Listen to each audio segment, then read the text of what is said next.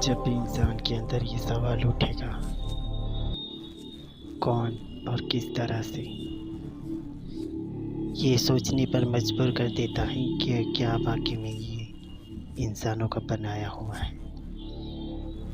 हजारों साल से इसी तरह से ही खड़े होकर अपनी शक्ति, अपनी बुनियाद की ताकत दिखा रहे हैं the great of the Giza.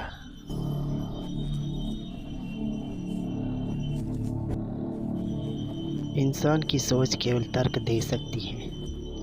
तर्क के आधार पर हम कुछ नहीं कह सकते कि किसने बनाया, किस तरह से बनाया।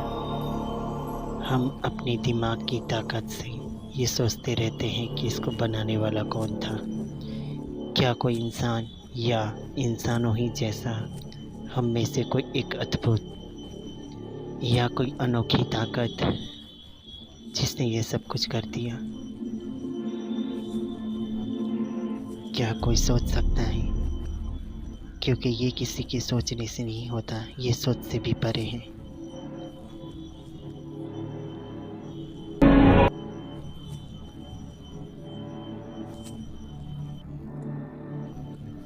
कई प्रकार की खोज चलती रहती है। लोग अपने अपने तर्क देते रहते हैं कि आखिर ये कैसे और किस तरह से हो सकता है। लेकिन चाहे तुम कितने भी तर्क दे दो, ये रहस्य पर रहस्य बनते रहते हैं।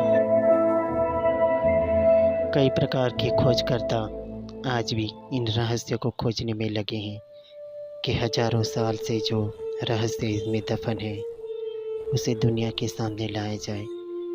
लेकिन जितना भी इसे खोजते जाते हैं, ये उतना ही अद्भुत होता रहता है।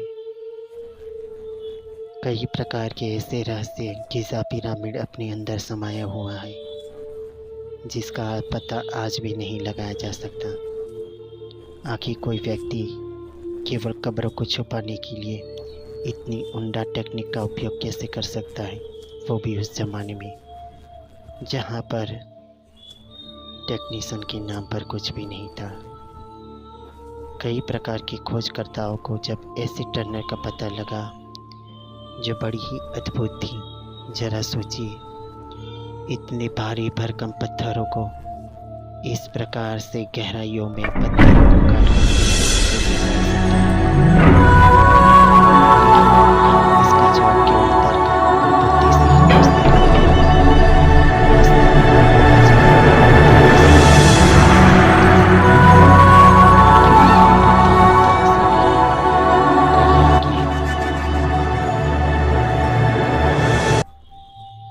आखिर इतनी गहराई में इस कब्र को छुपाने के पीछे इनका क्या मकसद था, ये आज भी एक बहुत बड़ा रहस्य बन चुका है।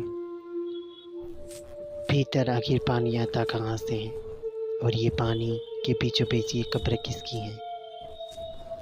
हालां इसके बारे में हमारे पास कोई जवाब नहीं है। हम केवल तर्क दे सकते हैं।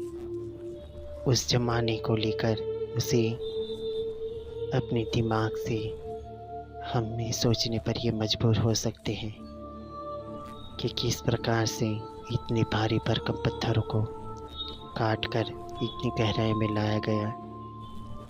लेकिन इसका जवाब आज भी किसी के पास भी नहीं है कि इतनी गहराई में पानी इतना साफ सुथरा कैसे हो सकता है। आखिर वो कौन था जिसकी सोच आज के इंसानों को भी मात देती है?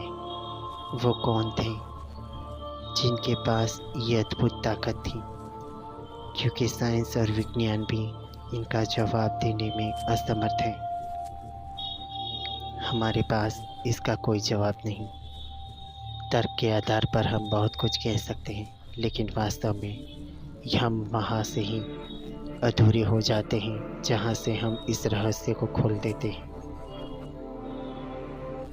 अनोखी, अद्भुत और किसी की भी सोच में न आने वाली यह अद्भुत कला उस ज़माने में किसने बनाई होगी? इसके बनाने के पीछे इनका क्या मकसद था, यह आज भी हम नहीं सोच सकते। हिस्ट्रिकर के हिसाब से हम बहुत कुछ कह सकते हैं, लेकिन वो कौन थे, आखिर उनके पीछे क्या रहस्य था, मेरे मन से